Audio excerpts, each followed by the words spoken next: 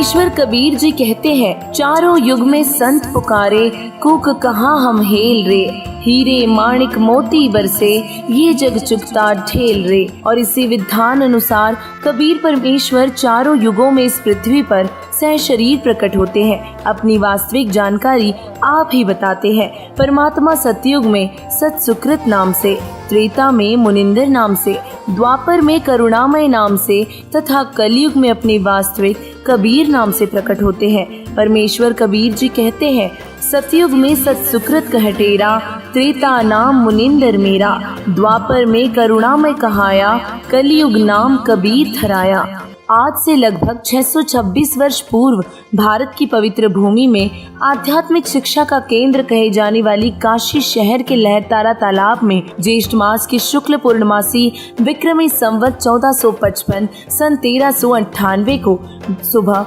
ब्रह्म मुहूर्त में कमल के फूल पर शिशु रूप में प्रकट हुए थे।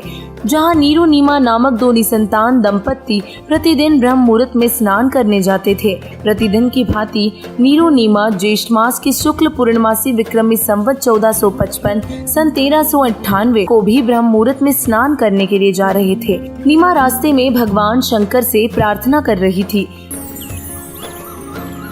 हे भगवान शंकर, आपके दरबार में लालों की कमी है। एक लाल मुझे भी देते तो मेरा इस संसार में हिस्सा हो जाता। ये कहकर नीमा फूट फूट कर रोने लगी। तब नीरू ने धैर्य दिलाते हुए कहा, नीमा, हमारे भाग्य में संतान नहीं है। अगर होती तो भगवान पहले ही दे देते। आप रो मत। ऐसे रो रो कर अपनी आंखें खराब और कर लोगी। हमारा कोई उंगली पकड़ने वाला भी नहीं है। ये कहकर नीरू की आंखें भी भर आई और इसी तरह प्रभु की चर्चा व बालक प्राप्ति की याचना करते हुए उसी लहरतारा तालाब पर पहुंच गए। पहले नीमा ने स्नान करने के लिए तालाब में प्रवेश किया। उसके पश्चात नीरू ने स्नान करने को तालाब में प्रवेश किया। सुबह का अंधेरा शीघ्र ही उजाले में बदल जाता है। जिस समय नीमा ने स्नान किया था उस समय तक तो अंधेरा था। जब कपड़े बदलकर पुनः तालाब पर उस कपड़े को धोने के लिए गई जिसे पहनकर स्नान किया था, उस समय नीरू तालाब में स्नान कर रहा था। नीमा की दृष्टि एक कमल के फूल पर पड़ी जिस पर कबीर परमेश्वर छोटे से बालक रूप में एक पैर अपने मुख में ले रखा था तथा दूसरे को हिला रहे थे। नीमा ने अपने पति से ऊंची आवाज में कहा, देखना जी, कमल के फूल पर बालक है, कमल के फूल पर बालक है। ये तो बच्चे की चाह में बिल्कुल पागल हो गई है। अब तो इसको जल के अंदर भी बच्चे दिखाई देने लग गए हैं। ये शंकर भगवान इसको सद्बुद्धि दो दाता। देखना जी, कमल के फूल पर बालक है। बस कर नीमा, अब तुझे यहाँ जल में भी बच्चे दिखाई दे रहे हैं। नीमा की आवाज में अधिक कसक देखकर नीरू ने उस ओर देखा जिस ओर नीमा हाथ से संकेत कर रही थी।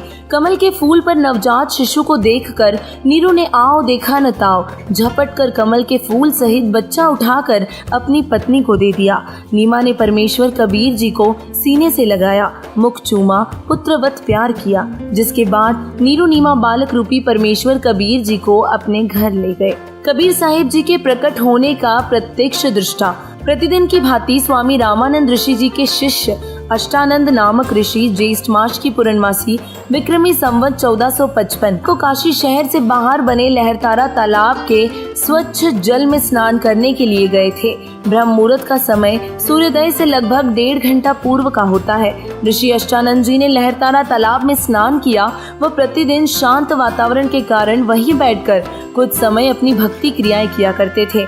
जब ऋषि अष्टानंद जी ध्यान मग्न की चेष्टा कर रहे थे, उसी समय उन्हें आकाश से एक प्रकाश पुंजी नीचे की ओर आता दिखाई दिया और वह इतना तेज प्रकाश था कि उसे ऋषि जी की चरम दृष्टि सहन नहीं कर सकी। जिस प्रकार आंखें सूर्य की रोशनी को सहन नहीं कर पाती, सूर्य के प्रकाश को देखने के पश्चात आंखें बंद करने पर सूर्य का आकार दिखाई देता है, उसमें प्रकाश अधिक नहीं होता है।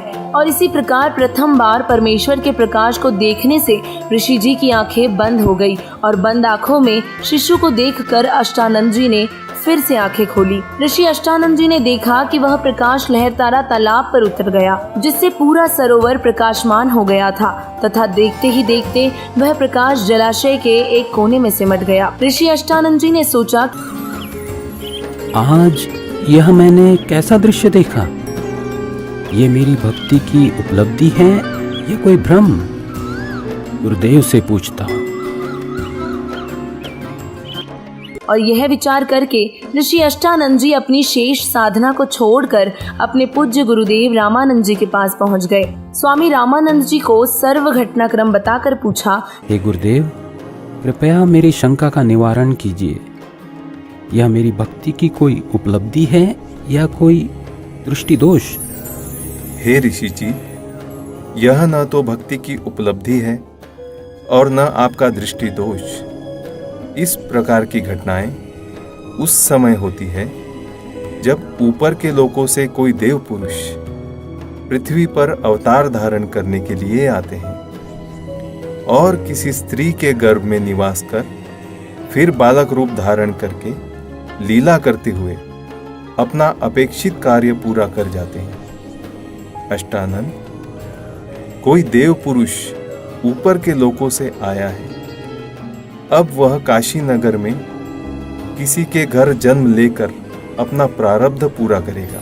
उपरोक्त वचनों द्वारा ऋषि रामानंद जी ने अपने शिष्य अष्टानंद जी का शंका समाधान किया और इन सभी ऋषियों की यही धारणा रही है कि सर्व अवतार गण माता के गर्भ से ही जन्म लेते हैं, जबकि ऋग्वेद मंडल नंबर 9 सूक्त 93 मंत्र 2, ऋग्वेद मंडल नंबर 10 सूक्त 4 मंत्र 3 तथा यजुर्वेद अध्याय नंबर 40 मंत्र 8 में स्पष्ट करते हैं कि परमेश्वर कबीर जी जब शिष्य रूप में पृथ्वी पर आते हैं तो उनका जन्म माँ के गर्भ से नहीं होता, बल्कि वह स्वयं प्रकट होते हैं, जिसका प्रमाण आदरणीय संत गरीबदास जी महाराज जी ने दिया है कि असंख्य ब्रह्मांडों के रचनहार बंदी छोड़ कबीर परमेश्वर जी का जन्म माँ से नहीं हुआ था। ग्रीब अनंत कोटि ब्रह्मांड में बंदी छोड़ कहाए, सो तो एक कबीर है जननी जन्यान माए। पवित्र कबीर सागर अध्याय अगम निगम बोध पृष्ठ 41 में परमेश्वर कबीर जी अपनी जानकारी स्वयं बताते हुए कहते हैं, अवधू अभिगत से चल आया, कोई मेरा भेद मरम नहीं पाया, ना मेरा जन्म ना गर्भ बसेरा, बालक हो दिखलाया। काशी नगर जल कमल पर डेरा, तहाँ जुलाहे ने पाया, मात पिता मेरे कुछ नाही, ना मेरे घर दासी, जुल्हा को सुत आन कहाया, जगत करे मेरी हासी। 5 तत्व का धड़ नहीं मेरा, जानो ज्ञान अपारा, सत्य स्वरूपी नाम साहिब का, सो है नाम हमारा। अगर द्वीप गगन गुफा में, तहाँ निज वस्तु सारा, ज्योति स्वरूपी अलख निरंजन, धरता ध्यान हमारा। हाड़ चाम लहू नहीं मेरे, जाने सत्य नाम उपासी, तारण तरण अभय पददाता, मैं हूँ कबीर अविनाशी। और इसी दिन के उपलक्ष्य में 2 से 4 जून को कबीर परमेश्वर जी का प्रकट दिवस संत रामपाल जी महाराज जी के मार्गदर्शन में मनाया जाएगा। बंदी छोड़ कबीर परमेश्वर जी के प्रकट दिवस पर सतलोक आश्रम सिंहपुरा रोहतक हरियाणा, सतलोक आश्रम भिवानी हरियाणा, सतलोक आश्रम कुरुक्षेत्र हरियाणा, सतलोक आश्रम मुंडका दिल्ली, सतलोक आश्रम शामली उत्तर प्रदेश, सतलोक आश्रम खमानो पंजाब, सतलोक आश्रम धूरी पंजाब, सतलोक आश्रम सोजत राजस्थान, सतलोक आश्रम बैतुल मध्य प्रदेश, सतलोक आश्रम इंदौर मध्य प्रदेश, सतलोक आश्रम धनुषा नेपाल। कुल 11 आश्रमों में 2 से 4 जून 2023 को अखंड पाठ प्रकाश, विशाल भंडारे, दहेज मुक्त विवाह, रमैनी तथा रक्तदान शिविर का आयोजन किया जा रहा है। सभी भाइयों व बहनों से करबद्ध निवेदन है कि आप परमेश्वर कबीर जी के प्रकट दिवस पर सह परिवार पधार कर परमेश्वर प्राप्ति की वास्तविक जानकारी का ज्ञान प्राप्त करें और अपना आत्म कल्याण कराएं। वही इस भव्य कार्यक्रम का सीधा प्रसारण 4 जून 2023 को सुबह 9:15 से साधना टीवी पर और पॉपुलर टीवी पर होगा और इस विशेष कार्यक्रम का सीधा प्रसारण आप फेसबुक पेज स्पिरिचुअल लीडर संत रामपाल जी महाराज और यूट्यूब चैनल संत रामपाल जी महाराज पर भी देख सकते हैं।